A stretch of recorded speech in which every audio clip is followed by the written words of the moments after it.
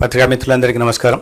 గత 18 నెలలుగా ఈ రాష్ట్రంలో సంక్షేమం అభివృద్ధికి పెద్దపీట వేస్తూ కూటమి నాయకత్వం, ముఖ్యమంత్రి చంద్రబాబు నాయుడు గారి నాయకత్వంలో, ఉప ముఖ్యమంత్రి పవన్ కళ్యాణ్ గారి నాయకత్వంలో రాష్ట్రాన్ని ప్రగతి పదంలో ముందుకు తీసుకెళ్లే ప్రయత్నం చేస్తుంది. ప్రధానంగా ఈ 2025 సంవత్సరం ఒక ప్రత్యేకంగా వాళ్ళ గౌరవ ముఖ్యమంత్రి గారు ప్రస్తావించారు.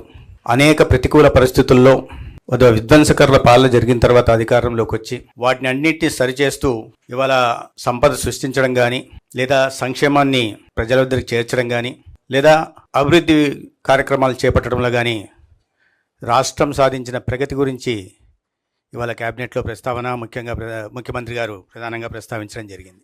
అయితే సహచర మంత్రులు చెప్పినట్టుగా ఆర్థిక వనరులు లేమి ఉన్నప్పటికీ కూడా ఇచ్చిన మాట ప్రకారం ప్రతి ఒక్క పథకాన్ని దేశంలో ఏ రాష్ట్రంలో లేని విధంగా సమర్థవంతంగా అమలు చేయడమే, ఎటువంటి దాంట్లో రాజకీయ కోణాలు లేకుండా ప్రజల వద్దకు సంక్షేమాన్ని చేరుస్తున్నారు. ఆ పథకాల గురించి సూపర్ 6 కావచ్చు, తల్లికి వందనం కావచ్చు, అన్నదాత సుఖీభావ కావచ్చు, లేదా దీపం పథకం కావచ్చు, లేదా మత్స్యకార భరోసా కావచ్చు, లేదా నేతన్న సేవ కావచ్చు, అనేక రకాల కార్యక్రమాలని ఇవాళ ప్రజల వద్దకు చేరుస్తున్నాం. స్త్రీశక్తి, ఒక మహిళలకి ఆర్థిక స్వాతంత్రాన్ని, సాధికారణ కల్పించే దిశ కూడా ప్రయత్నాలు జరుగుతున్నాయి. ఇదే సమయంలో అభివృద్ధిని కూడా ఇవాళ పరుగులు పెట్టిస్తున్న వైనం కూడా మనం చూస్తున్నాం. గతంలో గ్రామీణ ప్రాంతాల్లో చూస్తే 15వ ఆర్థిక సంఘం నిధుల్ని కానీ, ఎన్ఆర్జీఎస్ నిధులు కానీ దారి మళ్ళించేవాళ్ళు. ఇవాళ చూస్తే గ్రామంలో మౌలిక సదుపాయాల కల్పన జరుగుతోంది. వ్యవసాయ కూలీలకు పని దినాలు ఇవాళ గౌరవ ఉప ముఖ్యమంత్రి గారి నాయకత్వంలో అందుతున్నాయి. గ్రామాలు కూడా ఆర్థిక ప్రగతి సాగిస్తున్నాయి. రైతాంగానికి అందిస్తున్న పథకాల గురించి మీకు తెలిసిన విషయమే. ఇవన్నీ కాకుండా ప్రధానంగా ఇవాళ గౌరవ ముఖ్యమంత్రి గారు ప్రస్తావించింది ఏంటంటే, ఈ రాష్ట్రానికి కేంద్రం నుంచి అందుతున్న సహకారం గురించి వారు ప్రధానంగా ప్రస్తావించారు. అమరావతిలో ఒక అద్భుత రాజధాని నిర్మాణం గురించి కానీ, లేదా పోలవరం గురించి కానీ, లేదా రైల్వే జోను, అదేవిధంగా బల్క్ డ్రగ్ పార్కు, ప్రధానంగా ఈ గ్రీన్ హైడ్రోజన్ కారణంగా గతంలో విశాఖపట్నంకి వచ్చినప్పుడు ఒకటే రోజు 2,10,000 కోట్ల వివిధ అభివృద్ధి కార్యక్రమాలకి, రాజధాని ప్రాంతంలో 56,000 కోట్ల వివిధ అభివృద్ధి కార్యక్రమాలకి, ఇటీవల రాయలసీమ ప్రాంతానికి వచ్చినప్పుడు 13,500 కోట్లు వివిధ అభివృద్ధి కార్యక్రమాలకి, ఇంత పెద్ద ఎత్తున దాదాపు 3 లక్షల కోట్ల పెట్టుబడుల్ని ఇవాళ మౌలిక సదుపాయాల కల్పన, తద్వారా సంపదను సృష్టించాలని తీసుకొచ్చిన కారణంగా ఇవాళ మన ఉత్పత్తి కూడా, గ్రోత్ రేటు కూడా 11% దాటింది. కానీ లక్ష్యం 15%గా పెట్టుకున్నాం. లక్ష్యం దిశగా సాగుతున్నాం.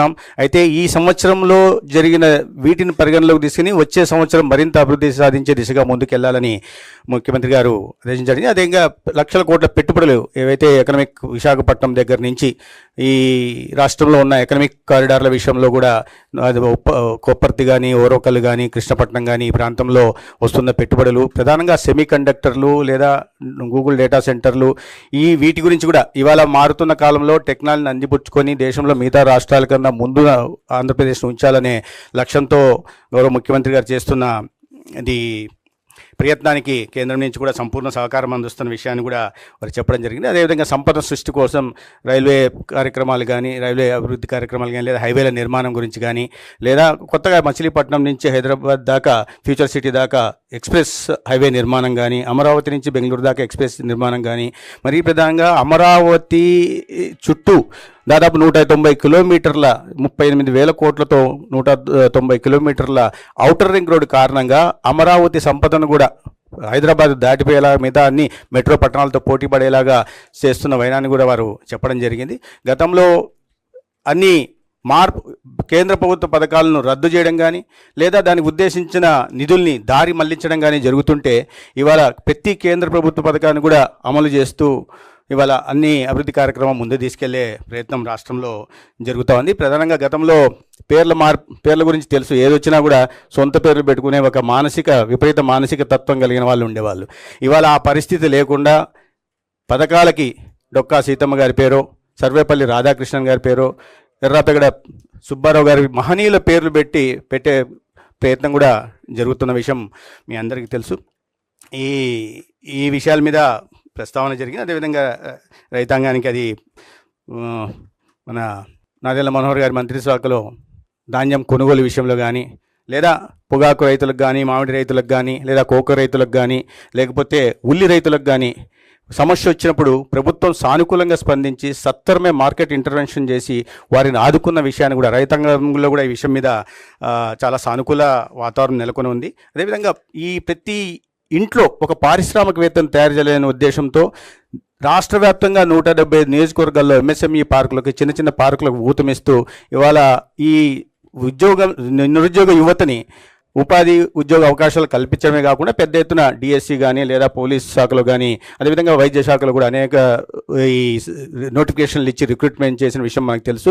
ప్రధానంగా వైద్య రంగం మీద ఒక విప్లవాత్మక మార్పు తీసుకురావాలనే ఉద్దేశంతో ఈ డిజి హెల్త్ కేర్ కానీ లేదా యూనివర్సల్ హెల్త్ పాలసీ కానీ లేకపోతే సంజీవని ఇలాంటి కార్యక్రమం తీసుకొచ్చి ఇండివిజువల్ సెంట్రిక్ హెల్త్ కేర్ని రాష్ట్రంలో మొట్టమొదటిసారిగా అందించాలనే ప్రయత్నాల మీద కూడా ప్రధానంగా ప్రస్తావన జరిగింది. ఇవన్నీ ఇప్పటిదాకా 2025లో మనం చాలా సానుకూలంగా ఇప్పటిదాకా మంచి పాలన అందించగలిగాం, ప్రజల్లో ఆ సానుకూల వాతావరణాన్ని క్రియేట్ చేయగలిగాం. భవిష్యత్తు వైపు మరింత భరోసాతో వెళ్లాల్సిన అవసరం ఉందనే విషయాన్ని కూడా మాట్లాడాం. ఇక మీకు తెలుసు, అంత హాట్ టాపిక్ ఇవాళ రాష్ట్రంలో ఏదన్నా చూస్తే పబ్లిక్ ప్రైవేట్ పార్ట్నర్షిప్ని ప్రైవేటైజేషన్ అనేక సందర్భాల్లో మనం మాట్లాడుకున్నాం.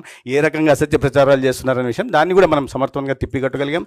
రాష్ట్రంలో ఈ పబ్లిక్ ప్రైవేట్ పార్ట్నర్షిప్ వల్ల ఒక నాణ్యమైన వైద్య విద్యని అందుబాటులోకి తీసుకురాగలుగుతాం. గత విధానం కన్నా ఈసారి 110 సీట్లు అదనంగా పేదలకు అందుబాటులోకి తీసుకురావడమే కాకుండా ఇవాళ రాష్ట్రంలో ఉంటున్న పేదలకి మెరుగైన వైద్య సేవలు అందించే దిశగా ఒక్కొక్క 6250 పడకల ఆసుపత్రులను కూడా నిర్మించబోతున్నాం. 1500 సీట్లు కూడా ఈ రాష్ట్రానికి రాబోతున్నాయి.